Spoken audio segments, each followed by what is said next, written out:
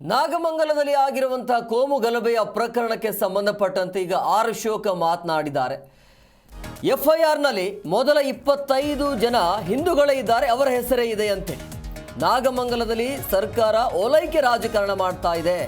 ಈ ಸರ್ಕಾರ ಬಂದ ನಂತರ ಭಯವೇ ಇಲ್ಲದಂತಾಗಿದೆ ಅಂತ ಬೆಂಗಳೂರಿನಲ್ಲಿ ಪ್ರತಿಪಕ್ಷ ನಾಯಕ ಆರ್ ಅಶೋಕ್ ಈ ರೀತಿಯಾಗಿ ಹೇಳಿಕೆಯನ್ನು ಕೊಟ್ಟಿದ್ದಾರೆ. ಇವೆಲ್ಲ ನೋಡ್ತಾ ಇದ್ರೆ ರಾಜ್ಯದಲ್ಲಿ ದೇಶ ವಿರೋಧಿ ಶಕ್ತಿಗಳು ಹೆಚ್ಚಾಗ್ತಾ ಇವೆ.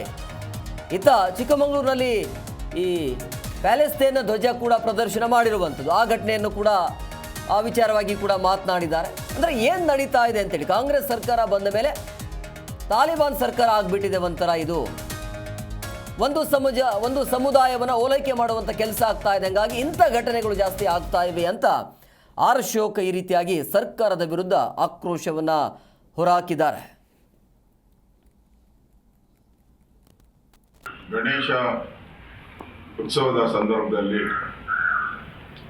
ಕೋಮು ಗಲಭೆ ಪ್ರಾರಂಭ ಆಗಿ ಹಿಂದೂಗಳ ಮೇಲೆ ಹಲ್ಲೆ ಮಾಡಿರ್ತಕ್ಕಂಥದ್ದು, ಬಾಂಬ್ಗಳು, ಪೆಟ್ರೋಲ್ ಬಾಂಬನ್ನು, ಬಾಂಬು ಮಂಚಗಳನ್ನು ಉಪಯೋಗ ಮಾಡಿರ್ತಕ್ಕಂಥದ್ದು ಜಗಜ್ಜಾಹೀರಾತಾಗಿದೆ.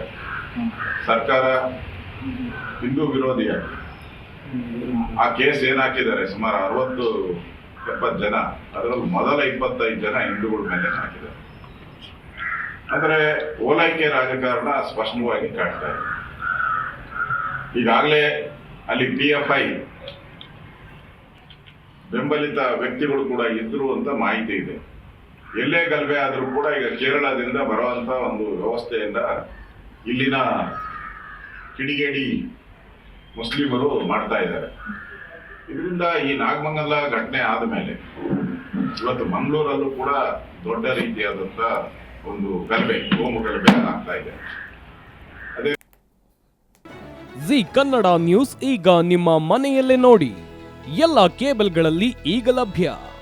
ಸನ್ Direct 292, Jio TV 1334, U digital 162, city cable 51, GTPL 17, Abhishek cables 821, Rockline telecommunication 51, Shri Basaveshwara number 60, Vinayaka digital number 53, in digital number 896ರಲ್ಲಿ.